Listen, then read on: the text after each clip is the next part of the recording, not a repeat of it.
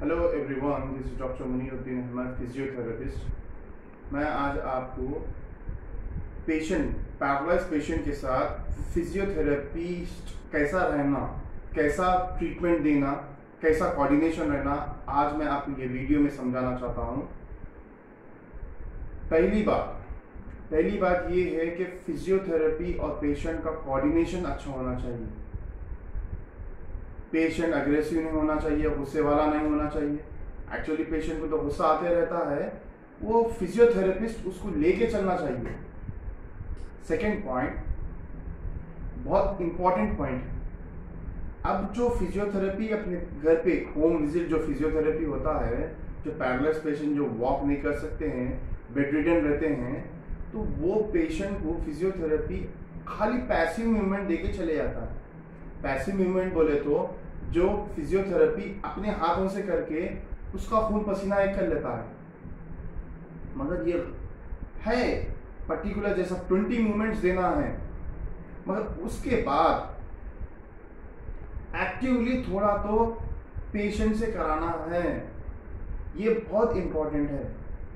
और दूसरा, पैरालाइज आपको राइट साइड हो गया तो फिजियोथेरेपी के जो बेड है आपका, फिजियोथेरेपी का जो पोजीशन रहेगा राइट साइड टूवर्ड्स आना पड़ेगा।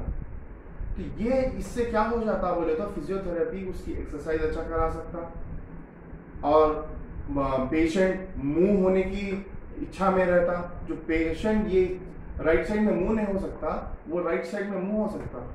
इसके अंदर पेशेंट बहुत अच्छा रिजल्ट देता रहता।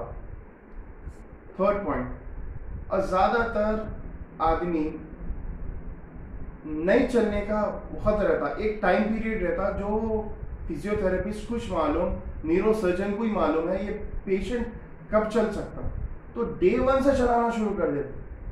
पैरालाइज जिस दिन से होता उस दिन से चलाना शुरू कर देते। ये सबसे बड़ी गलती है। इससे क्या होता बोले तो बॉडी के अंदर स्पैसिटी ज्यादा हो जाता, अकड़नापन शुरू हो जाता। क्यों बोल तो पहले ही मसल वीक है, अब फिर आप उसके ऊपर ठहराते जा रहे हैं। तो पहले इसका एंड्योरेंस पावर आना, उसके बाद स्टैंडिंग हो, वॉकिंग हो, जो भी पोस्चर जो बनते रहता वो बाद में। तो पहले दिन से स्टैंडिंग नहीं करना, तो ज्यादातर ये फिजियोथेरेपिस्ट कराते हैं, ये नहीं कराना चाहिए। और उसके बाद मेन ये है कि फिजियोथेरेपी जितना काम करा वैसा ही घर वाले भी उतना ही सिमिलर काम करना चाहिए। फिजियोथेरेपी बोलना चाहिए उनके घर वालों को, जैसा जो भी उनके असिस्टेंट्स है या उनके जो भी कोऑर्डिनेटर्स है, जो भी है, तो उनको ये बोलना चाहिए कि उनको ये समझाना चाहिए कि ऐसी एक्सरसाइज करना है। तो इसमें क्या होता बोले तो वो जो घर में रहने वाले फिजियोथेरेपी तो 1 घंटा 45 मिनट्स आता है। 45 मिनट्स 24 आवर्स में से 45 मिनट्स बहुत कम है।